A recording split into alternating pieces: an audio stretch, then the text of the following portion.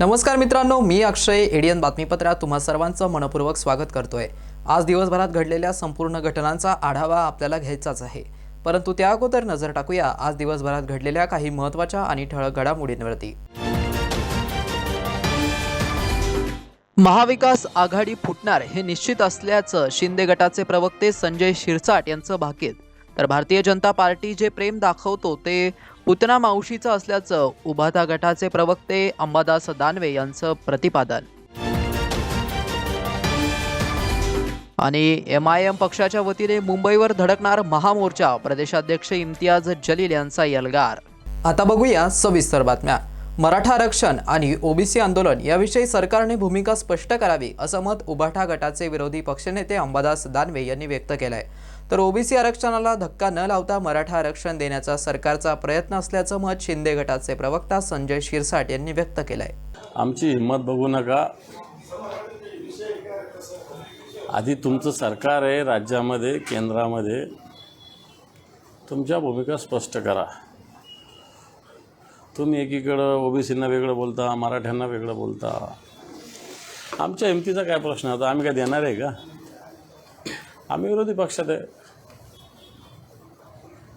तुम्ही याच्यामध्ये भूमिका स्पष्ट केली पाहिजे की तुम्ही काय करू शकता, काय नाही करू शकत। संसदेमध्ये याच्यावर कायदा बनवू शकता का? आरक्षणाच्या मर्यादा वाढवू शकता का? हे सुस्पष्ट करा। तुम्ही हे सुस्पष्ट केल्यानंतर तुमच्या भूमिकेला आम्ही पाठिंबा द्यायची भूमिका घेऊ। मराठा आरक्षणासंदर्भामध्ये जे आंदोलन चालू आहे, त्याचबरोबर दुसरीकडे OBC बांधवांनी सुद्धा आंदोलन केलेलं आहे। सरकार या दोन्ही आंदोलनाकडं एक नजरेने पाहत आहे। काही लोक जे काही याला सपोर्ट त्याला विरोध, त्याला सपोर्ट ह्याला विरोध असे जे काही वक्तव्य करतात ते चुकीचे आहे। सरकारची आणि मुख्यमंत्री एकनाथ शिंदे साहेबांची भूमिका स्पष्ट आहे। मराठा समाजाला जे आरक्षण द्यायचं आहे ते वेगळं आहे, परंतु त्यासाठी OBC समाजाच्या आरक्षणाला धक्का लावू न देता ते देण्याचा प्रयत्न सरकारने केलेला आहे। मराठा समाजाच्या मागण्या आजपर्यंत ज्या होत्या त्यापैकी बहुतेक मागण्या परिपूर्ण करण्याचा सरकारने प्रयत्न केलेला आहे। त्यामध्ये कुणबीची प्रमाणपत्र असतील, 10% आरक्षण असेल, शिक्षणाची सवलत असेल आणि OBC समाजाच्या आरक्षणाला कुठेही धक्का लागलेला नाही।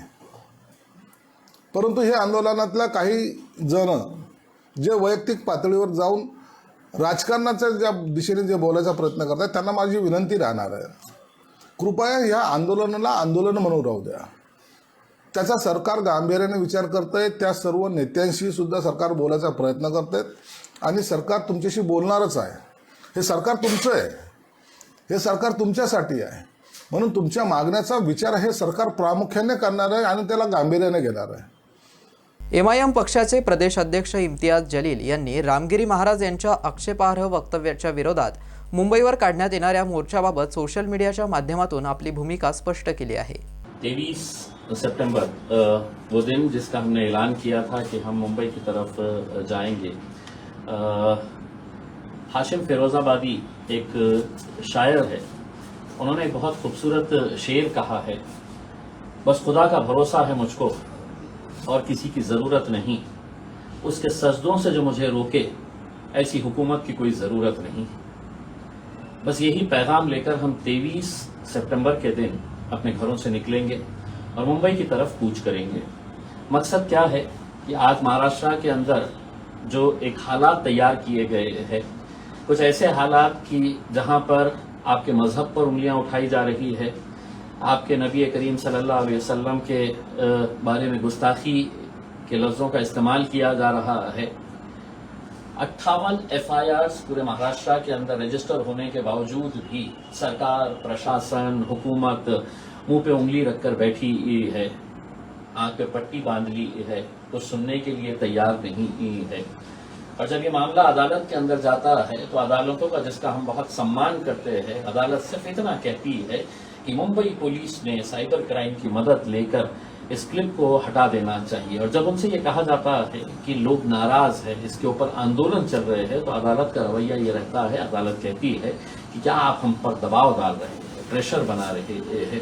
तो आखिर में हमारे जैसे लोग जो इस मुल्क से मोहब्बत करते हैं, अमन चाहते हैं, हम मजबूरन ये कदम हमें उठाना पड़ता है और हम ये तय करते हैं कि हम भारी तादाद के अंदर मुंबई की तरफ जाएंगे और हुकूमत को वो संविधान की कॉपी पेश करेंगे, वो संविधान जिसके हिसाब से देश चलना चाहिए। उनको ये बताएंगे कि इस मुल्क के अंदर, इस राज्य के अंदर कायदे है, कानून है, और अगर सिर्फ सियासत की वजह से ये घिनौना, घटिया, नंगा नाच जो महाराष्ट्र के अंदर खेला जा रहा है, बात यहीं तक खत्म नहीं होती है। कोई भी सड़क के ऊपर खड़े रहता है और कहता है कि हम मस्जिदों के अंदर घुस के चुन चुन कर मारेंगे। कैसी कैसी बातें हर रोज हमें सुनने को मिलती है। और घटियापन का अगर इससे अच्छा उदाहरण अगर आपको कोई देखना है, तो आप जिस मुद्दे को लेकर हमने ये फैसला किया कि ये कोई सियासी मुद्दा नहीं है, हम किसी राजनीतिक बैनर के तहत नहीं आ रहे हैं, हम किसी पॉलिटिकल पार्टी के नाम का इस्तेमाल नहीं कर रहे हैं, हम हमारे अपने आप को इसके अंदर पेश नहीं कर रहे हैं। ये सभी लोग जो अपने नबी करीम सल्लल्लाहु अलैहि वसल्लम से मोहब्बत करते हैं, ये सभी लोग, चाहे वो आप किसी भी मिली जमात से ताल्लुक़ रखते हो, किसी तंजीम से ताल्लुक़ रखते हो, किसी सियासी पॉलिटिकल पार्टी से ताल्लुक़ रखते हैं, आप रहिए वहाँ पर, आपको मुबारक। लेकिन एक मर्तबा हमने सोचे कि एक पैगाम सरकार को देना जरूरी है कि अगर तुम इस हर ऐसे जुर्म को भी अनदेखी कर रहे हैं, ऐसे गुनाह को भी अनदेखी कर रहे हैं, तो कहीं ना कहीं हमें आपको उठाने की जरूरत है। तर शिवसेना उभाटा महिला आघाडीच्या नवनिर्वाचित पदाधिकाऱ्यांच्या बैठकीचं आयोजन मातृभूमी प्रतिष्ठान कार्यालय येथे करण्यात आलं होतं। यावेळी शिवसेना नेते अंबादास दानवे यांनी त्यांचा सन्मान करून मार्गदर्शन केलंय। नवनिर्वाचित संभाजीनगर शिवसेना महिला आघाडी पदाधिकाऱ्यांचा शिवसेना नेते अंबादास दानवे यांच्या मातृभूमी प्रतिष्ठान संपर्क कार्यालय येथे आज सन्मान कार्यक्रम आयोजित करण्यात आला होता। पक्षप्रमुख उद्धव साहेब ठाकरे यांच्या आदेशाने घोषित करण्यात आलेल्या या महिला आघाडीच्या पदाधिकाऱ्यांचं यावेळी शिवसेना नेते अंबादास दानवे यांनी अभिनंदन केलं। तसेच आगामी काळात पक्षाच्या संघटनात्मक कामकाजासाठी शुभेच्छा दिल्या। या प्रसंगी जिल्ह्यातील शिवसेना महिला आघाडीच्या पदाधिकारी मोठ्या संख्येने उपस्थित होत्या।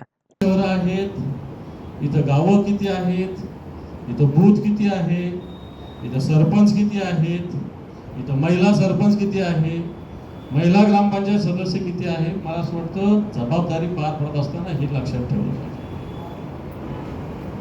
जबाबदारी म्हणजे नुसतं पद आलं इथं बसायचं। बऱ्याच जणांनी आम्हाला फोन केले, आम्ही या कार्यक्रमाला, मला SMS आले, आम्ही या कार्यक्रमाला येतो, त्या कार्यक्रमाला येतो, त्या कार्यक्रमाला येतो, त्या कार्यक्रमाला येतो, तरी आम्हाला जबाबदारी मिळेल। कार्यक्रमाला येणं एक पक्षाच्या कामापैकी एक काम आहे, पण तुम्ही काय करता? एखादं त्या भागात तुम्ही राहता, त्या भागात एखादी ऍक्टिव्हिटी केली का? एखादं महिलांसाठी एखादं शिबिर केलं का? महिलांसाठी एखादा उपक्रम राबवला का? महिलांसाठी एखादं काही कार्यक्रम केला का? महिलांच्या सुखदुःखात तुम्ही धावून जाता का? हे सुद्धा महत्वाचं आहे। नाही तर आम्ही पक्षाच्या सगळ्या कार्यक्रमाला येतो ना, आम्हाला जबाबदारी, पक्षाला कार्यक्रमाला तर चालता माणूस पण येत असतो, मग चालता माणूस येत असतो। पक्षाच्या कार्यक्रमाला येणं हा एक भाग आहेच, परंतु आपण महिला म्हणून काय काम करतो, महिलांच्या प्रश्नावर कसा आवाज उठवतो, महिलांचे प्रश्न सोडवण्यासाठी काय काय काम करतो, हे सुद्धा महत्त्वाचं असतं असं मला वाटतं। आणि म्हणून महिला आघाडीचं येणाऱ्या काळात आपण एक काम नव्या पद्धतीनं करायचा प्रयत्न करू। सगळ्यात आधी या महिलांनी, आता समजा पूर्व, पश्चिम, मध्य किंवा तालुक्याच्या किंवा उपजिल्हा झाल्या, यांना सुद्धा आपले वॉर्ड किती आहे, आपले नगरसेवक किती आहे, शिवसेनेचे किती आहे, काँग्रेसचे किती आहे, राष्ट्रवादीचे किती आहे, भाजपचे किती आहे, हे सगळं ज्ञान असण्याची आवश्यकता आहे। मॉन्टेसोरी शिक्षण संस्था आणि गीता परिवारतर्फे इयत्ता 6वी वर्गातील मुलांसाठी कपालभाती या योगिक क्रियेवरती आधारित प्रज्ञासंवर्धन प्रशिक्षण वर्गाचा समारोप मोठ्या उत्साहात झालाय। या कार्यक्रमाच्या अध्यक्षस्थानी संस्थेचे अध्यक्ष डॉक्टर रमेश मालानी होते।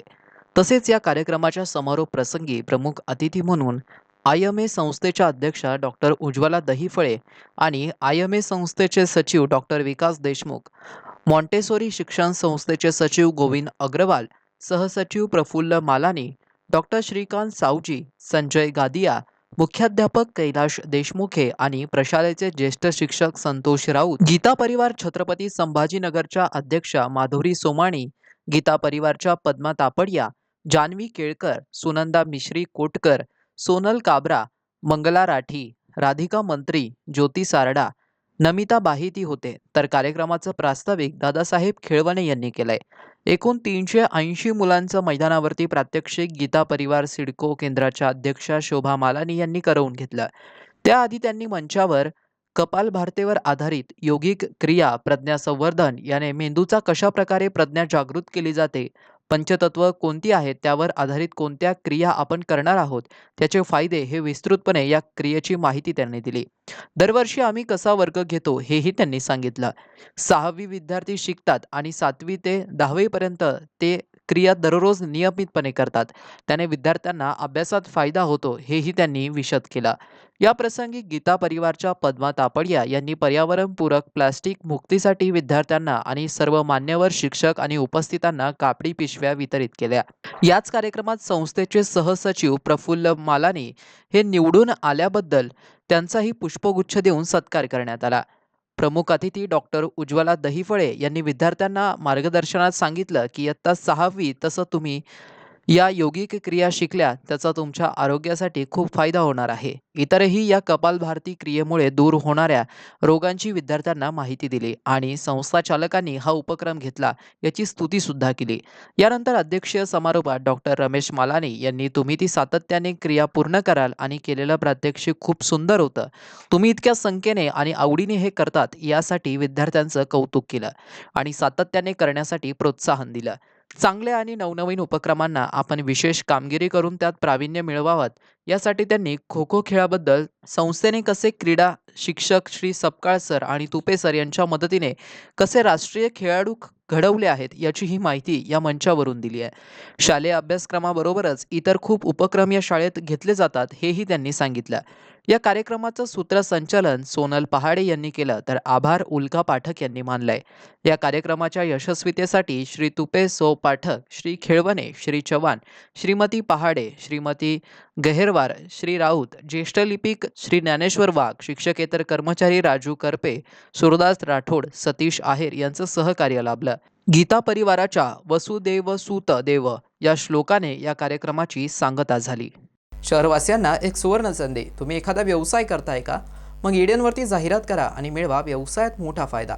तर वाट कसली पाहताय? आत्ताच खाली दिसत असलेल्या नंबरवरती संपर्क साधा.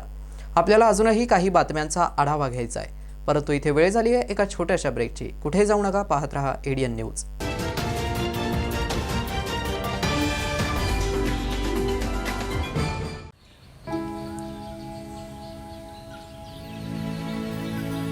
तो ग हे कुठून आणलं? आणला. साडी पण वाह, छान दिसतेय की. हो, सरकारनं 1500 रुपये चालू केले दर महिन्याला. आणि लय दिसायची इच्छा होती म्हणून हा सदरा आणि ही साडी घेतली. आणि पुढच्या महिन्यात परत पैसे आले ना मग छोटीला फ्रॉक आणि आपल्या कपिलेला माळा घेणार आहे. बर. राज्यातील भगिनींच्या सन्मानार्थ महाराष्ट्र शासनाची मुख्यमंत्री माझी लाडकी बहीण योजना. महाराष्ट्रातील प्रत्येक पात्र महिलेच्या बँक खात्यात दर महिना 1500 रुपये जमा होणार. सन्मान बहिणींचा, सन्मान महाराष्ट्राचा. अनेकांच्या मनात स्वप्न असते की देशाची सेवा करायची, परंतु काही लोकच योग्य प्रशिक्षण घेऊन ते वास्तवात पूर्ण करतात. वास्तविक सैनिक बनणे सोपं काम नाही, कारण प्रशिक्षणाच्या मैदानापासून ते युद्धाच्या रणांगणापर्यंत प्रत्येक क्षण संघर्षमय असतो. फक्त जो इमानदार, समजूतदार असेल आणि ज्याची इच्छाशक्ती प्रबळ असेल असाच व्यक्ती या क्षेत्रात टिकू शकतो. प्रत्येक वर्षी अनेक परीक्षार्थ्यांना यश प्राप्त होते, ते फक्त आणि फक्त गरुड झेप अकॅडमी. पंख आम्ही देतो, उंच भरारी तुम्ही घ्या.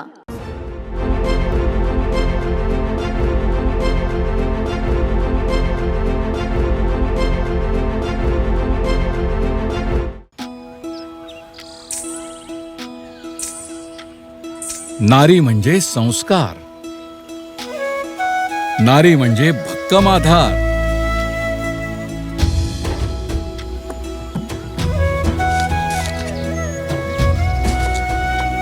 नारी म्हणजे अन्नपूर्णेचा अवतार. नारी म्हणजे शक्ती अपार.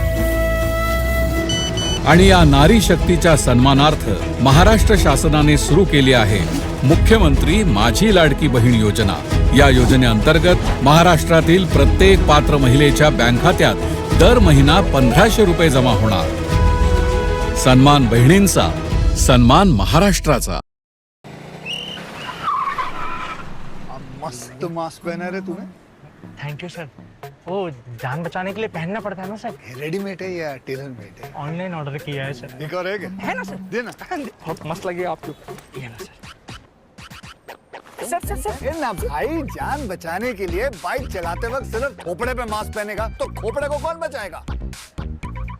समझ गया सर. हेलमेट ऑनलाइन ऑर्डर कर, वरना हमेशा के लिए ऑफलाइन हो सकता है. Okay sir. ये ले. चल हम. ये भी ऑनलाइन भर दे. हेलमेट पहने, ट्रैफिक नियमों का पालन करे, जिंदगी के सफर को सुरक्षित रखे. मोठी ही संसाराची तू अन्नपूर्णेची सावली. संस्कारात तूच खरी, तूच माय माऊली. तूच माय माऊली.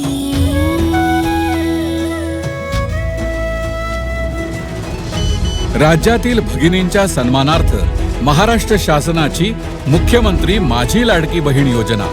महाराष्ट्रातील प्रत्येक पात्र महिलेच्या बँक खात्यात दर महिना 1500 रुपये जमा होणार.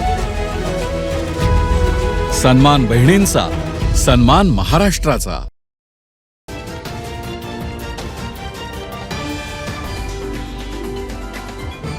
ब्रेकनंतर पुन्हा एकदा स्वागत. आपण बघत आहात एडियन बातमीपत्र. डॉक्टर बाबासाहेब आंबेडकर मराठवाडा विद्यापीठात कुलगुरूंची गाडी अडवणाऱ्या 8 जणांवरती सरकारी कामात अडथळा निर्माण करणं, दमदाटी करणं अशा तक्रारीवरून बेगमपुरा पोलीस ठाण्यामध्ये गुन्हा दाखल करण्यात आला आहे. डॉक्टर बाबासाहेब आंबेडकर मराठवाडा विद्यापीठात वसतिगृहाच्या मुद्द्यावरून कुलगुरूंची गाडी अडवणाऱ्या 8 जणांवर शनिवारी गुन्हा दाखल करण्यात आला आहे. यामध्ये सरकारी कामात अडथळा निर्माण करणे, गैरकायदेशीर जमाव तयार करणे, शिवीगाळ करणे, दमदाटी करणे आणि रास्ता अडवणे यासारख्या कलमांचा समावेश आहे. गुन्हा दाखल करण्यात आलेल्यांमध्ये राहुल वडमारे, सचिन निकम, मनीषा बल्लाळ, पल्लवी बोराडकर, बाळू गायकवाड, ब्रिजेश इंगळे, सोनील भिसे तसेच एक अज्ञात व्यक्ती यांचा समावेश आहे. विद्यापीठ प्रशासनाने गुरुवारी सायंकाळी वसतिगृहामधील विद्यार्थी विनापरवानगी राहत असल्याचा ठपका ठेवत काही विद्यार्थ्यांचं सामान बाहेर काढलं. त्यामुळे विद्यार्थ्यांनी रात्री बेघर झाल्याचा प्रत्यय आलाय. या सर्व घटनेच्या निषेधार्थ विद्यार्थ्यांनी शुक्रवारी कुलगुरू फुलारी यांना निवेदन देण्यासाठी गेले. आम्ही सर्व विद्यार्थी विद्यापीठातच शिकत असून आमच्याकडून फीस घेऊन आम्हाला वसतिगृहात राहू द्या अशी मागणी केली होती. मोठ्या संख्येने आलेल्या विद्यार्थ्यांची भेट नाकारत विद्यापीठ प्रशासनाने आतील गेट लावून घेतला. त्यामुळे काही विद्यार्थी हे हातच अडकले होते. या घटनेमुळे विद्यार्थ्यांना डांबून ठेवण्याचा प्रत्यय आलाय. त्यामुळे विद्यार्थी संघटनांनी मुख्य इमारतीकडे धाव घेत कुलगुरूंची गाडी अडवली. अखेर कुलगुरू यांनी सर्वांशी चर्चा केली. त्यानंतर कुलगुरूंची गाडी अडवणाऱ्या 8 जणांवरती शनिवारी बेगमपुरा पोलीस ठाण्यामध्ये गुन्हा दाखल करण्यात आलाय. प्रत्येकाने भक्तीच्या मार्गावर चालावं, त्यामुळे तुमच्या मार्गात कोणतेही अडथळे येणार नाही. तसेच चांगले विचार ऐकल्यास जीवनही आनंदमय होईल, असा उपदेश हरिभक्त पारायण प्रकाश महाराज साठे यांनी बाळापूर येथील सप्ताहाच्या सांगता प्रसंगी दिलाय. बाळापूर येथे संत श्री श्याम बाबा यांच्या पुण्यतिथीनिमित्त आयोजित 32व्या सप्ताहाच्या सांगता प्रसंगी काल्याच्या कीर्तनात ते बोलत होते. या सप्ताहात काल्याच्या कीर्तनासाठी साठे महाराजांच्या हस्ते दहीहंडी फोडण्यात आली आहे. त्यानंतर उपस्थित भाविकांना महाप्रसाद वाटप करण्यात आला. तत्पूर्वी सकाळी गावातून महिला, पुरुष, लहान थोरांच्या उपस्थितीत दिंडी मिरवणूक काढण्यात आली. टाळ मृदुंगाच्या गजरात महिलांनी फुगडी खेळून तर पुरुषांनी टाळ मृदुंगाच्या तालावर ज्ञानबा तुकाराम, संत श्यामबाबा यांचं नामस्मरण करून दिंडीत सहभाग घेतला. दरम्यान या सप्ताहामध्ये विविध मान्यवरांची 7 दिवस कीर्तने झाली. त्यामध्ये श्री क्षेत्र भगवानगड येथील न्यायाचार्य डॉक्टर नामदेव महाराज शास्त्री, गंगाराम महाराज राऊत, मनीषाताई बिडाईत, संतोष महाराज आढवणे, पंढरीनाथ महाराज पगार, पुरुषोत्तम महाराज पाटील, सोपान महाराज शास्त्री आदी मान्यवरांचा समावेश होता। हा सप्ताह यशस्वी करण्यासाठी सप्ताह आयोजन समिती तसेच समस्त गावकऱ्यांनी विशेष परिश्रम घेतले आहेत। काही शेतकऱ्यांनी जिल्हाधिकारी दिलीप स्वामी यांना भेटून रब्बी पीक विमा 2023 हा शेतकरी बांधवांना मिळावा अशी मागणी केली असून पुढील आठवड्यात रब्बी पीक विमा 2023 शेतकरी बांधव यांच्या खात्यावर जमा नाही झाला तर मंगळवार रोजी हल्लाबोल आंदोलन करण्यात येईल असा इशारा आंदोलनकर्त्यांनी दिलाय। बुधवार रोजी 18/9/2024 रोजी आपण छत्रपती संभाजीनगरचे जिल्हाधिकारी यांना निवेदन दिलेले होते की शेतकरी बांधवांना आतापर्यंत सुद्धा रब्बी पीक विमा 2023चा 1 रुपया सुद्धा मिळाला नाही आणि सन्माननीय जिल्हाधिकारी साहेब यांनी त्याची लगेच तात्काळ दखल घेऊन सन्माननीय छत्रपती संभाजीनगरचे कृषी अधिकारी सन्माननीय श्री देशमुख साहेब यांना सांगून तात्काळ रब्बी पीक विमा 2023चे पैसे वाटप करण्यात यावे अशी सूचना केलेल्या आहे। परंतु वारंवार कंपनीला आम्ही निवेदन देत आहोत, शासनाला सुद्धा वारंवार प्रयत्न करीत आहोत, परंतु आजपर्यंत सुद्धा कंपनी आमची दखल घेत नाही। परंतु सन्माननीय जिल्हाधिकारी साहेब बोलले आणि जिल्हाधिकारी साहेब यांना कृषी अधिकारी छत्रपती संभाजीनगर यांनी सांगितलेले आहे की रब्बी पीक विमा 2023 हा पुढील आठवड्यात वाटप होईल। आम्ही पुढील आठवड्यापर्यंत वाट बघणार आहोत, नाहीतर हजारोच्या संख्येने छत्रपती संभाजीनगर TV सेंटर येथे चोलामंडलम कंपनी समोर हल्लाबोल आंदोलन करणार आहोत। कारण की 1 रुपयामध्ये पीक विमा देता परंतु त्याचा लाभ देत नाही, कारण की वारंवार आम्हाला झगडा लागत आहे। ही खूप वाईट गोष्ट वाटते की आम्हाला आमच्या मालाला हमी भाव द्या, दुधाला भाव द्या, आमचा पीक विमा द्या, परंतु ते न देता सरकार दुसऱ्याच योजना देत आहे। सरकारला सांगू इच्छितो की आमच्या शेतकऱ्याचा आमच्या हक्काचा आम्हाला पीक विमा पुढील आठवड्यात जर मिळाला नाही तर आम्ही छत्रपती संभाजीनगर तालुक्यातील शेतकरी हजारोच्या संख्येने TV सेंटर येथे हल्लाबोल आंदोलन करणार आहोत। याची सुद्धा तात्काळ दखल छत्रपती संभाजीनगरच्या पीक विमा कंपनीने घ्यावी ही विनंती। धन्यवाद। राज्य सहकारी बँक कर्मचाऱ्यांना पेन्शन मिळणार असल्याने सहकारी बँक कर्मचाऱ्यांना मोठा दिलासा मिळालाय। निवृत्तीनंतर दरमहा 10,000 रुपये पेन्शन देण्यात येणार आहे, तर राज्य सहकारी बँकेच्या 507 कर्मचाऱ्यांना बँकांच्याच गुंतवणुकीने लाभ मिळणार आहे। महाराष्ट्र राज्य सहकारी बँक यांनी आपल्या कर्मचाऱ्यांना निवृत्तीनंतर पेन्शन देण्याचा निर्णय घेतलाय। दर महिन्याला 10,000 रुपये इतकी पेन्शन निवृत्तीनंतर कर्मचाऱ्याला मिळणार आहे। यामुळे 507 कर्मचाऱ्यांना लाभ प्राप्त होणार आहे। या योजनेसाठी लागणारी सर्व गुंतवणूक राज्य सहकारी बँक करणार आहे। या योजनेकरता बँकेने कर्मचाऱ्यांकडून कोणतंही योगदान घेण्यात येणार नाहीये। शेवटी पुन्हा एकदा नजर टाकूया आज दिवसभरात घडलेल्या काही महत्त्वाच्या आणि ठळक घडामोडींवरती। महाविकास आघाडी फुटणार हे निश्चित असल्याचं शिंदे गटाचे प्रवक्ते संजय शिरसाट यांचं भाकीत, तर भारतीय जनता पार्टी जे प्रेम दाखवतो ते पुतना मावशीचं असल्याचं उभाटा गटाचे प्रवक्ते अंबादास दानवे यांचं प्रतिपादन। आणि MIM पक्षाच्या वतीने मुंबईवर धडकणार महामोर्चा, प्रदेशाध्यक्ष इम्तियाज जलील यांचा एल्गार। आणि याबरोबरच हे बातमीपत्र इथेच संपलं। पुन्हा भेटूया पुढील बातमीपत्रात, तोपर्यंत पाहत रहा आपल्या हक्काचं बातमीपत्र ADN न्यूज।